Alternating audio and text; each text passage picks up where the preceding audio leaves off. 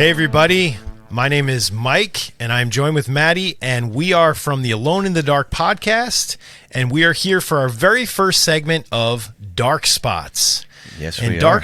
Dark Spots, Maddie, you want to tell everybody a little bit about that really quick? Well, we are Alone in the Dark is the name of our podcast. So Dark Spots is kind of like us shining a spotlight on something like a conversation piece or some topic that we want to talk about. And it's in small, bite-sized chunks, so to speak. Yes, and if you guys don't know about our podcast is available anywhere you can listen to podcasts, and we are a once-a-month horror podcast where we do top 5 theme podcasts. We also do In the World of podcasts, where we actually take clips from movies and put them together in a unique story. We also do soundtrack episodes, right, Maddie? Yes.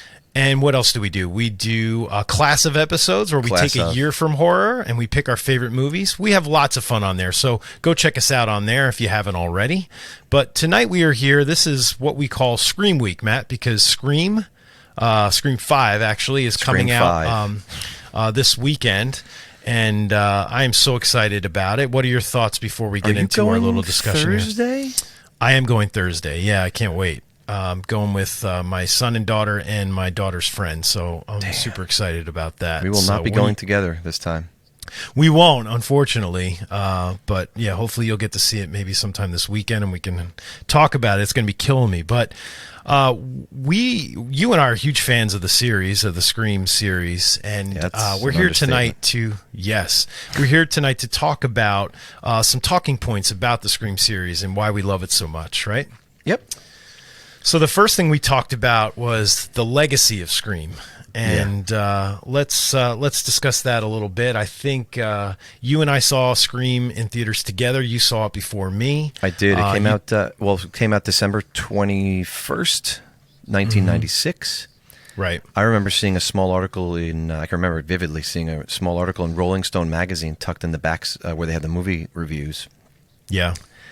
And I'm not sure if it was Peter Travers or who the movie guy was, but he was like, this is like Wes Craven finding his groove. And he mentioned, Nightmare on Elm Street and some of his past work. And it's like, this is like a new horror movie that is kind of like rewriting stuff. Like, he didn't go too far into it, but he's like, go see this film.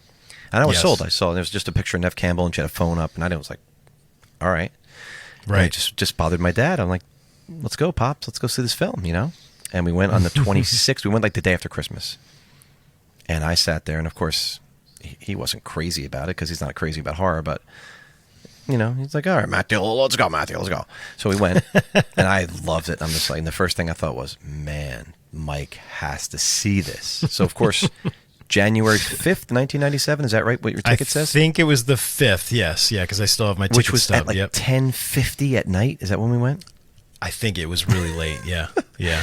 And you went, and of course, there's the infamous. If you don't, go back and listen to our Scream Kills episode that we just released within the last 10 days or so.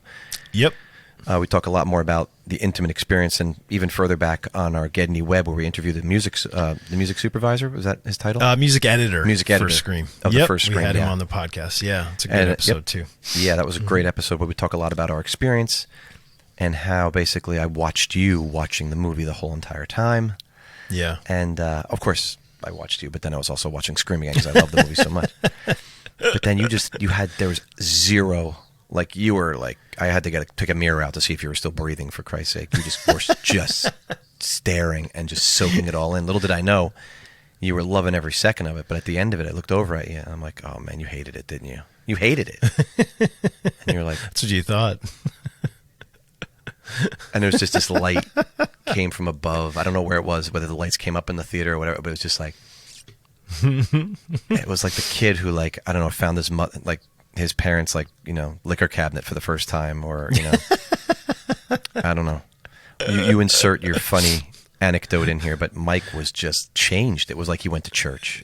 Yeah, it was definitely life-changing for me. And, like we've always talked about, and I think a lot of people, and this is kind of one of the notes I took, was that the timing of this horror movie, right, Matt? It's like horror was sort of like drug through the dirt. You know what I mean? It was sort of at its wit's end, and everyone was kind of bored with horror. There wasn't really a lot of great things coming out. No, you in had the mid-90s. something like Silence of the Lambs in the early '90s was kind of like, sure. Oh, this is not really straight up horror, but it's like God damn, there was a couple of scenes in there that just... Whew. Yes. And then you had Candyman in 92, which really was phenomenal. But after that... Absolutely. Kind of flatlined. You know, you had like Lawnmower Mans and these other films that had come out.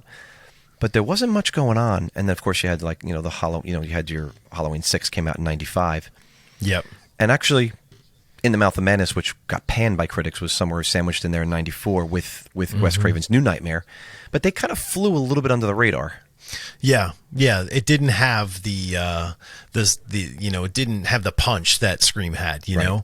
I feel like the horror genre was sleeping. Bleeding. They were hibernating. Sleeping, and it's like somebody hit you in the face with a freaking bat when Scream came that's out. what it was like. Yeah, it was like the Band-Aid to stop the bleeding. You know that was like was suffering the horror genre. I mean, those credits rolled, man. It was the birth scream of this whole new thing. So talking about legacy, Mike, we're talking about 25 years, and seeing that the 5th film is coming out this week.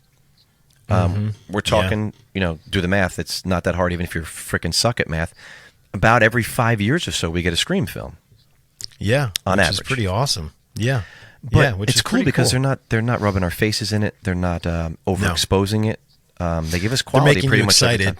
Yeah, and you're waiting for it, and you get excited. Good things come to those who wait. So it's great. But just one thing about the legacy. You had the perfect storm of Kevin Williamson writing this amazing script, his first produced script. Yep. And Wes Craven kind of coming out of the dust, hadn't done anything really. Well, he'd done, like great, I said, New Nightmare a couple of years previous, which he was getting a little meta, and there was a little bit of everything, but he's like, man, they don't appreciate this shit anymore, Right, exactly. So he got to do Scream, which was kind of what he was trying to do with New Nightmare, was kind of the meta thing, but with kind of a fresh, young writer. Obviously what they did was just amazing. It was like the perfect combo of timing, writer, director, you know what I mean? So that's it on the legacy. Let's talk a little bit about, we've grown to love these characters, the core characters of this film. So the emotional through line of the characters, Maddie, obviously Sydney has been a character that we've seen grow from the very first Scream. Sure. Each movie she gets a little stronger. She gets a little more, this is her life now. And she understands that she's always going to have Ghostface is always going to come at her somehow, and come from some part of her past or somewhere. She never seems like completely surprised or like, holy shit, this can't be happening. She's never. If you watch her, even her change from the first film to the second film is incredible. Yeah, how she at the end with Mickey and Mrs. Loomis and everything. I mean, she just takes over. Whereas in the first film, she's running. She is running from Billy Loomis. She's terrified. Right. There's that element, but of course she stands up to him and she's a badass. We know this.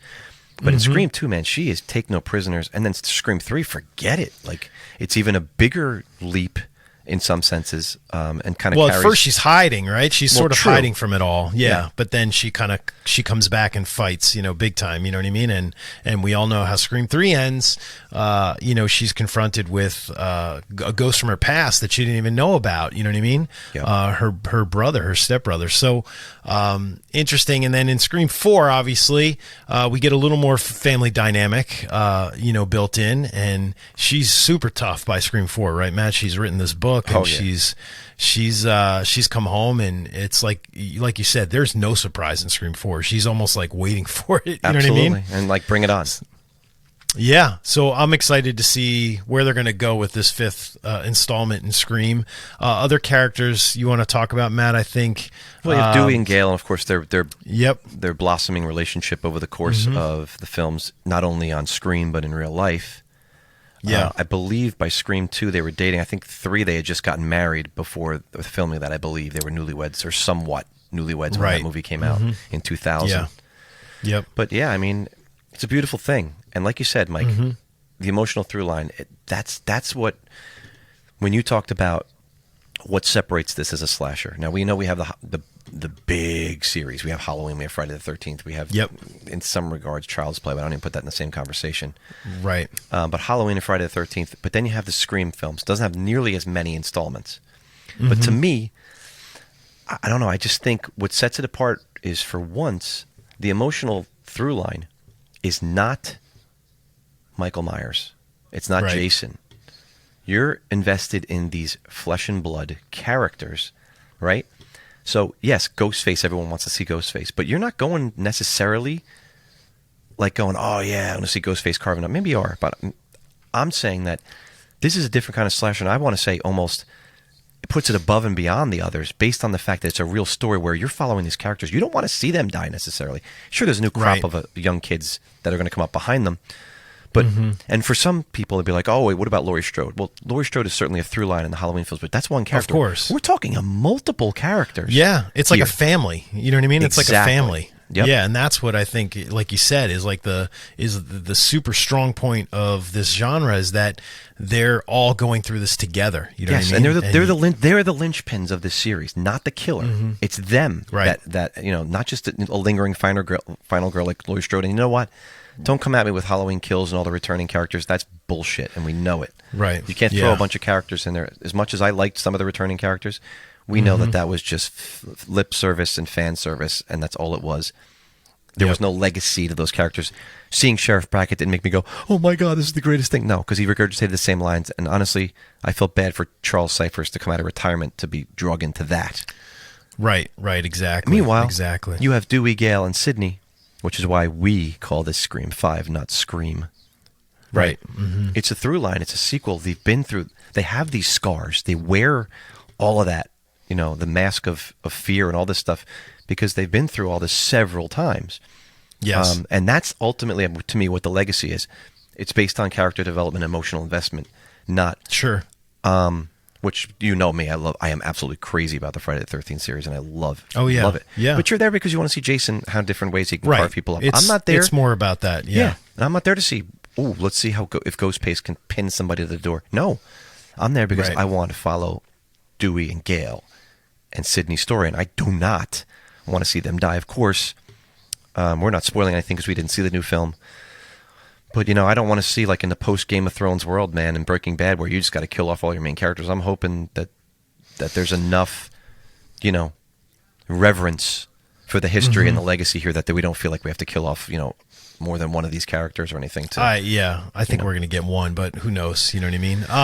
Yeah. Let's talk about Randy really quick. Randy sort of was like the character that so many of us horror fans sort of connected with, and we lost him in Scream 2, obviously. He did.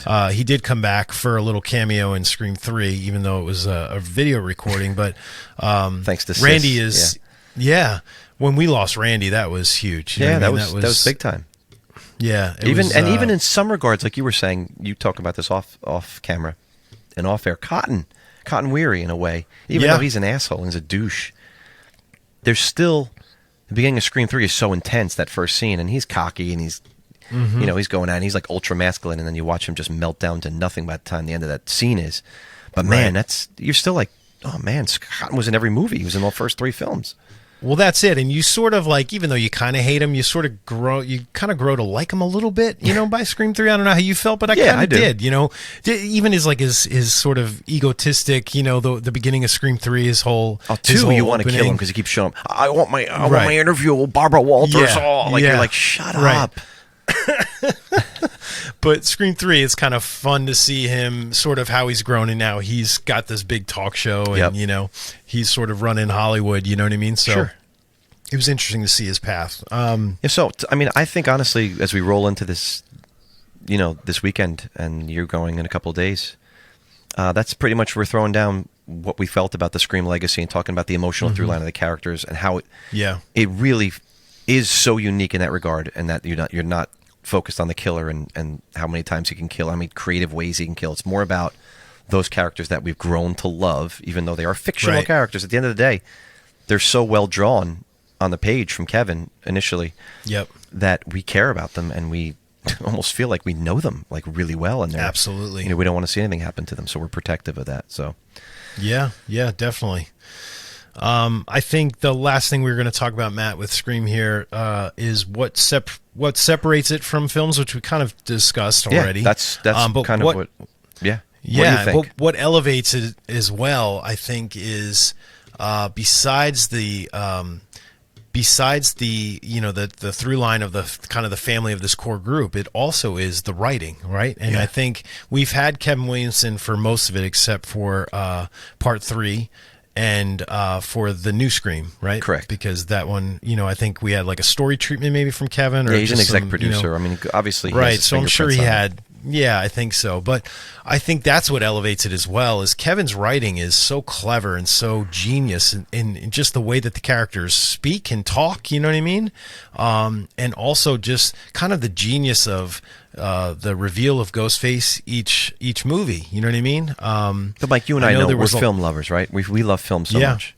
But we also know that if you took a hackneyed approach to writing, or if you wrote this poorly, it would just come off as a bunch of cheesy references, like that somebody who didn't know how to write. Clearly, it's just, I love this. This is great. But he made it to show like he's a cinephile. He loves film. Yeah, and he loves horror film specifically. But the way he went about weaving it into this awesome story, that's what you said. That's the next level writing that he did. He's not a hack. He really thought this out and said, right. No, I can approach this from and still show that I love film and love horror and tribute it, but not do it in that obvious way that some cheesy, anybody else who can't write as well would do. And cheap. Yeah, absolutely. It wasn't cheap at all. It was just elevated. It was classy. You know it what really I mean? was. The way he did it was classy for the horror fans. We all walked out thinking like, wow, like this. It's like when we talk about we always want to make movies. It's like the kind of movie you watch and you said, I wanted to make that movie. Like that's such a great idea. Why didn't I think that's of that? The kind of film it is. Yeah, exactly. But not in a mad way, not in a jealous way. Like, I love that. Why didn't I think of that? And damn it, I'm going to do something. I got to do something now. Right. So inspired. Yeah, absolutely. Ultimately. Yeah. Yeah.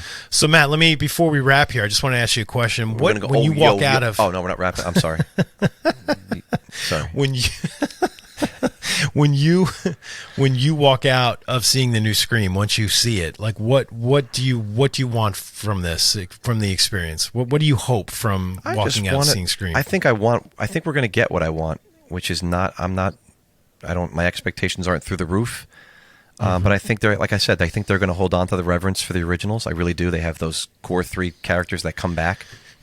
Yep. And I'm sure they made those 2 directors say, damn it, I'm sure they called them on it a couple of times and might have said, you know what, would Gail say that, or is that true to them? Right. Like, I'm sure like some of the character development they were really attached to and they probably spoke up about. So I think we're going to get who Sydney is now in 2022 and who Gail and who Dewey are.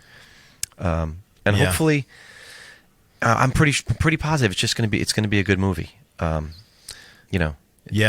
What are your thoughts of like who Ghostface is going to be? Do you think it's going to be one killer? Do you think it's going to be 2? Like, do you have any guesses of who it might be? Or man, you caught me off guard with this question. I mean, they've done 2 killers 1, 2, 3 times now, and they were going to do it in their Scream 3 until they changed it. Yeah. Yes. So I don't know. Is that just like too obvious now? Right. And it's just they're not going to focus so much on the whodunit and try to go that route and just make a really solid movie, and the reveal will be the reveal, and you'll be like, I don't care. Like, you're so wrapped up in what's going on that you're not really like, I saw that coming, or not to focus on that so much. It's not about the reveal. It's about this movie and the world and the characters, right? Yeah. So that's kind of what I'm expecting. Good. That's good. Well, I'm expecting a kind of a roller coaster ride, just like we get from most of the Scream movies. You know what I mean? Yeah. I've been pleasantly surprised with all of them. I think since it's they're all sort of in the world of Woodsboro and Scream and those characters, I'm always game for the ride. You know what I mean? So I'm hoping that I'm going to have that same feeling, just that connected feeling of the Scream series. I hope it's not going to be too outside, but I don't think it will be. You know what I mean? Because we have those core characters, and I believe we're in Woodsboro again, so I think we're going to have that kind of neat vibe of keeping the location of Woodsboro in our brain. So I'm excited. I really am. What about the idea of a rotary phone, Mike? Is there going to be a rotary phone in this film? I'm just asking. Is there going to be like a home phone that rings? Like, I'm just curious. Is it going to be all cell phone? Yeah, I think there's going to be a lot of technology in this. Probably, they're going to have to. They're going to have to stay that way unless they do a flashback. But who knows? Are they going to do a Halloween flashback? I don't think we need a flashback. I hope not. Listen, I don't know the whole. We are getting Stu's house, though. Yeah, we're getting Stu's house. I don't know what the hell's going on with that and why it's in there and what the kind of reason's going to be. It intrigues me. It's certainly intriguing. Yeah, but We also got Stu's house in Scream 3. We did. As a set. On the set. So, yeah. I don't think this is a set in this movie. But no, we're at Stu's house. Stu Mocker, is that his name? Yeah. So it's going to be good. Well, do we have Stu, Mike? Do we have Stu? I don't know. That's the one thing I didn't want to say because I didn't want to. Didn't want to go there because I'm like the rumors have been out there. I don't even want to think about it because if it is, I want to be surprised. Right. But who knows? We'll find out. All right, we will indeed. Well, thanks guys for joining us on our first Dark Spots here from the Alone in the Dark podcast. I'm Mikey and this is Maddie. And if you're watching this on YouTube, please like and subscribe so you get more of these videos. You'll get automatically notified when we release these new ones, and we have some other videos coming on. Like I said, you can see us, listen to us anywhere podcasts can be heard. We are also on Patreon. If you go to patreon.com /Alone in the Dark podcast. We do extra bonus content on there as well. So if you like that, and we are also on Facebook, Instagram, Twitter. So go check us out there if you haven't found us that way. And that's about it. So thanks. Thank you very much for watching. Dark Spots number 1 in the books. And go see Scream. I'm sure you all will. And scream at us about what you think about it. Yeah, in the comments, let us know. Happy Scream Week, guys. Take care. As Van Halen once said on their last album, Different Kind of Truth, stay frosty, folks. Stay frosty.